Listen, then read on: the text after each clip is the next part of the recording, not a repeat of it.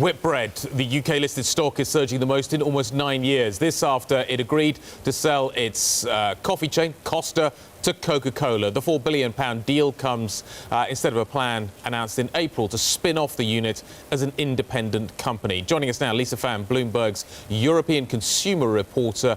What does this deal mean for Whitbread? This is a cleaner way of doing the Costa spin-off effectively. It is quite interesting. I was on a call with Alison Britton with some other journalists this morning, and she was mentioning how Coca-Cola had approached them just in the recent few months, actually. Yeah, it happened fast, didn't it? It was a very, very quick transaction, and I think that's part of the reason why we've seen the share price reaction that we have this morning, because it has been such a surprise. It has also been a higher sale than what others had been expecting, and analysts at Bernstein have written that this was higher than their valuations. So it is an interesting deal for Whitbread, and it is with the expectation that it's going to generate more cash for shareholders as well. How did this deal come about so quickly? Were shareholder activists playing a big part in the way that this deal materialized? It's hard to tell for sure.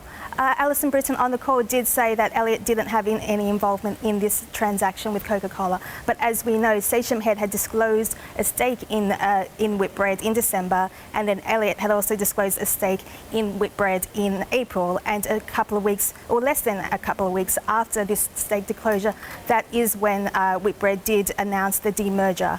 So it does seem that a lot of analysts think that this has increased the pace of Whitbread changing course. I haven't. In some ways, this is with kind of hindsight. This makes total sense. Coca-Cola doesn't have. This is the kind of the missing piece in the puzzle for Coca-Cola.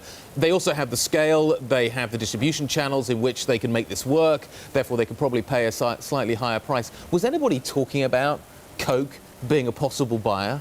It is interesting in terms of Coca-Cola and the fact that at the moment there has been a lot of backlash in terms of things like sugary drinks, and you are seeing these big consumer companies that are trying to diversify their assets and their sales and revenue streams. And so in some ways it is interesting the fact that now Coca-Cola is getting into something like coffee.